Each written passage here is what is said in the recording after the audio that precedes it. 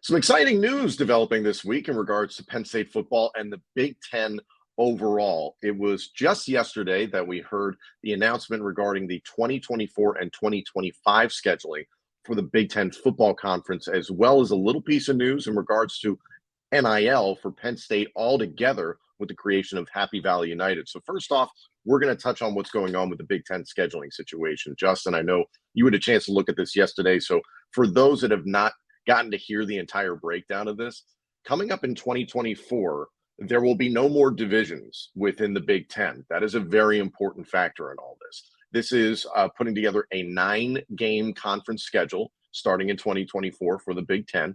And then also there's a variety of different things in regards to two-play opponents and protected opponents, aka rivalry games. According to the Big Ten football press release, under the new Flex Protect Plus scheduling model, which sounds like something you'd get at AT&T, schools have two-play opponents, which means they will be played both home and away in 2024 and 2025.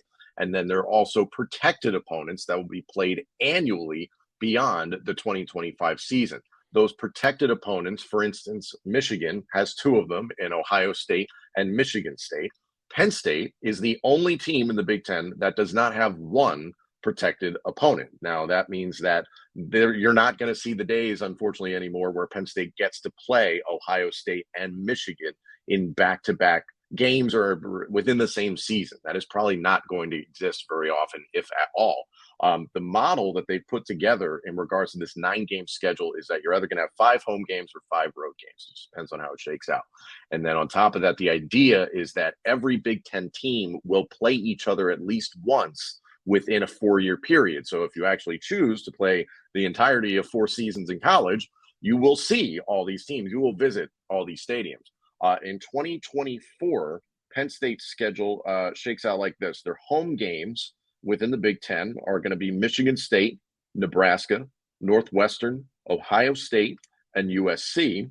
Their away games in 2024 are Indiana, Purdue, Rutgers, and Wisconsin. Jumping to 2025, Penn State has 4 home games and 5 road games within the Big Ten. Their 4 home games are Illinois, Minnesota, Rutgers, and UCLA. Remember USC and UCLA being added to the Big Ten in 2024 officially. The road games in 2025 within the Big Ten for Penn State include Iowa, Maryland, Michigan, Michigan State, and USC. That is robust. Justin, what was your initial reaction to this news? Great time to trademark Penn State Unrivaled, right? Like, so when the school took over that name, it resonates. I mean, and I think it resonates with the rest of the Big Ten, where it depends on when the year is. I mean, whoever the top team is, if that's Penn State or whoever it might be, like, we're always into that in that hunt. So, I mean, I like the way that it kind of shakes out, and I like the mission of the new scheduling system, where it's being able to see and play all the Big Ten opponents and visit those teams.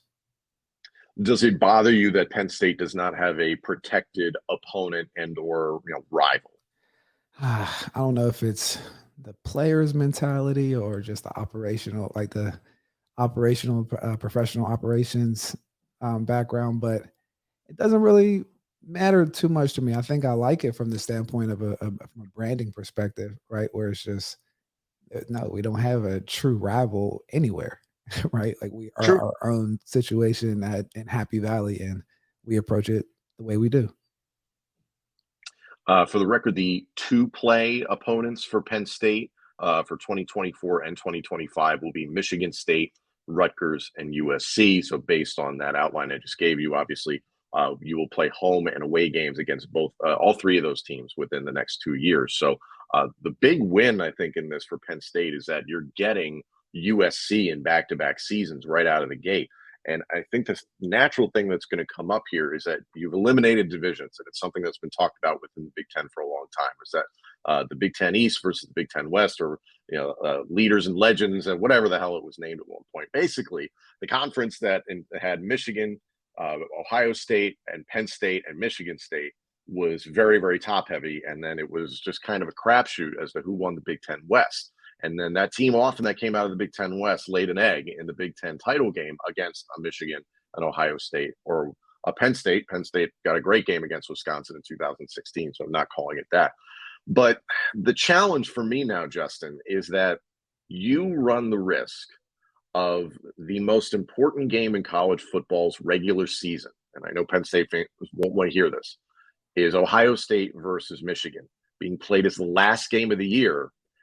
There's a very strong possibility, if they continue trending in their winning ways, that you see that game repeated in back-to-back weeks. And there's the chance that you see that game mean nothing in the regular season, but mean everything in the Big Ten title game. Now, this is not uncommon. This is something that's happened in the SEC, but nothing to the gravity of the game, Michigan and Ohio State. So it does beg the question, does that game need to be rescheduled once we get around to 2024, 2025 and not occur in the last week of the season, which sounds sacrilege to a lot of college football fans? I think you hit it on a point, hit it on the head when you said that it's already happened in the SEC. Like that's historically has been the case. If both teams, whether it's Auburn and Alabama, finish out at the top of their schedules or LSU, so maybe a week or so apart and playing against each other in the SEC championship game.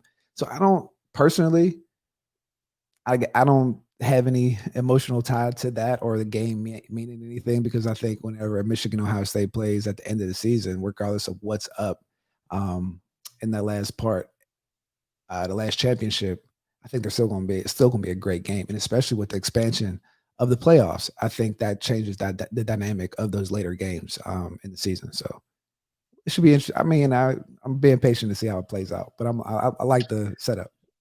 Yeah, the good news is we have like a year and a half until this actually happens. So I imagine Absolutely. there will be some things that get figured out, but especially, we talk about the primetime games that Penn State's getting here in 2023, and a lot of it is up to the television networks, especially Fox, which is going to control Big Ten media rights for quite some time.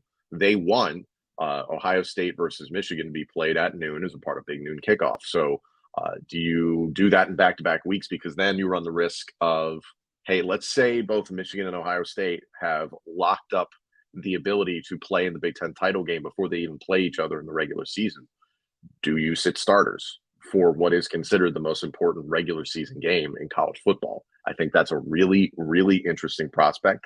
And then another aspect of this is that there are certain teams that do not draw Ohio State or Michigan in a given season. Now, is Penn State still a huge threat? Absolutely. Is USC still a huge threat? Absolutely. But still, say you get a relatively easier schedule within the Big Ten and you avoid the Giants and you come out undefeated, do you then qualify for the Big Ten title game and then leapfrog an Ohio State or Michigan that maybe has one loss on their schedule, and that one loss might be from Ohio State, Michigan, or it might be Penn State versus USC is the defining game. And the loser of that game, although they should be worthy of something greater than what they're getting, is ultimately kicked out of the Big Ten title game because another team within the Big Ten played a cupcake Big Ten schedule. And I don't want to say cupcake, but there are some teams in here that it's like you weren't challenged. You weren't really challenged at an elite level.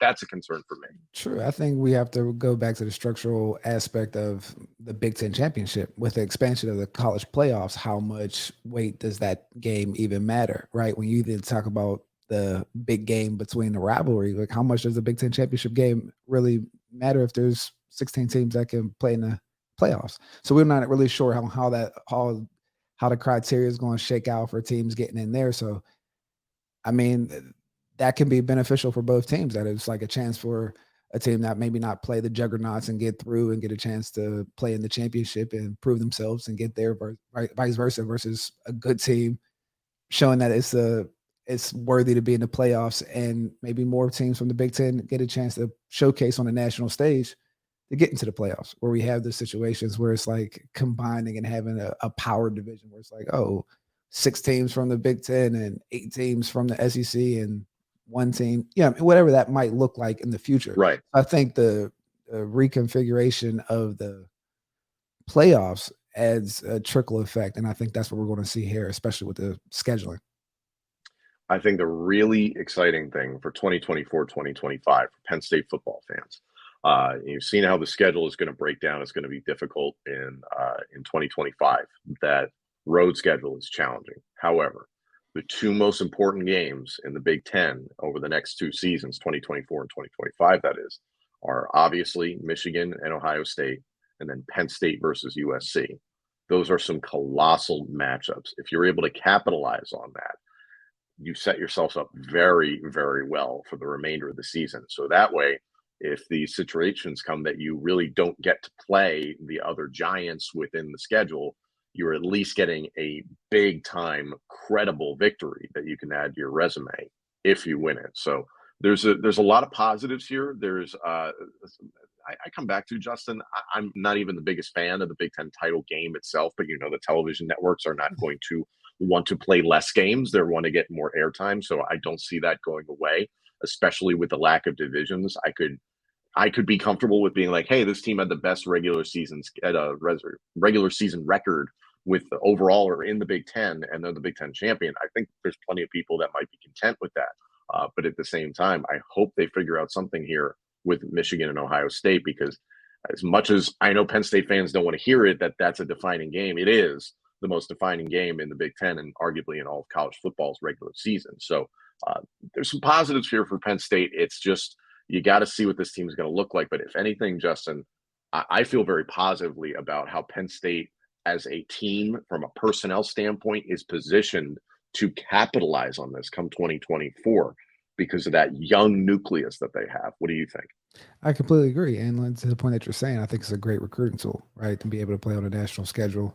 I mean, the eyes on the Big Ten, the way that the college football is shaping out, it puts us at the center of it, right? Where everything's kind of given opportunity to capitalize on the personnel and what's going on in state college. I mean, especially, with the combining of the collectives happening. And it's like all these things going along and having that primary property in state college when you're talking about, a national schedule, primetime games at the top of the year, and just a lot of expectations around the program. I think it's a great thing. Great things happening. Now, you've got your ear to the ground, all things NIL, and you just brought it up. Some news broke this week as well in regards to the creation of Happy Valley United. For those that don't know, can you walk us through exactly what happened here? Because you've been aware of this for a little while. Well, yeah. Well, I mean, if they're just for context, there's been two collectives operating at Penn State, and we all know that just to have a combined effort and everybody rowing the boat at the same way, I think that made sense to come together. And I think the effort was put forth by the new AD and Pat Graff and combining the two collectives, where it's football, line legacy, and success with honor, which was over all the rest of the sport, the rest of the sports for 31 all varsity sports combined. So now having a combined effort to say raise funds or push the NIL efforts for the Penn State athletes across the board. So I think it makes logical sense, and now it can start rolling. Now that those collectives are united, no pun intended, what do you think is the first order of business for this group, considering, like I said, you know the players involved? How do they get on the same page? Because it did seem for a little while Success with Honor and Lions Legacy Club not exactly on the same page. Well, I mean, I think to get on the same page, I think they're bringing in different leadership. So until all that's sorted out and like the vision of um, how you serve all the sports underneath the Penn State umbrella, and as well give proper attention to the football team, which requires, a lot of attention when it comes to the different players and branding and promotion and just everything that comes along with NIL in this space. So just having a combined effort, I guess, mending whatever was split prior. So I think that's the main thing, is getting on the same page about where the mission and what we're trying to build. This timing all feels very, very good for Penn State. Even James Franklin had a press conference yesterday, and he was talking about how he feels that this team has never had more depth in his entire tenure at Penn State. That is a fantastic thing to hear. A lot of guys getting healthy at the right time are going to be ready to go for training camp, going to be ready to go for the West Virginia game to kick off the season. It sounds like the maturation of Drew Aller has been very, very positive, even though, we're not going to hear who that starting quarterback is until week one. I guarantee it. It's still an ongoing competition, of course, according to James Franklin. But there's just this, I think there's a lot of positives to take away from this news this week. And I think eliminating the divisions within the Big Ten, I am a very big fan of. I am very curious to see what they do in terms of when certain games take place, as we just mentioned, because I think that's going to be critical to make postseason play matter, whether it's in the Big Ten title game or even, say, the college football playoff. I think that's something to consider. Again, that goes to 12 teams in 2024. It's only going to be 4 teams in 2023. So much change upcoming for Penn State once 2024 rolls around, USC and UCLA arrive. Do you think this announcement and this kind of roadmap puts even more pressure or just even more of an onus on what can or what needs to be accomplished by this team in 2023? I don't know if I can say all I mean, string all those things together. I mean, I think the 2023 is the season that I kind of pay attention to, right? Like when Coach Franklin says have a 1-0 mentality. I mean, I'm thinking about the first couple games. So like even thinking about the implications of everything else, it's hard to say until the season starts this year and these guys get out there and start rolling and seeing, football's 100% injury rate, seeing how things shake out. Because when we talk about depth and things coming to fruition, got to see how things play out. Yeah. Macro versus micro. I'm very excited to see how this plays out. So thank you all for joining us. Very curious to hear what you guys think of the scheduling announcements. Get involved in the comments section. Let us know what you guys think because there's a lot of change coming for Penn State football in 2024.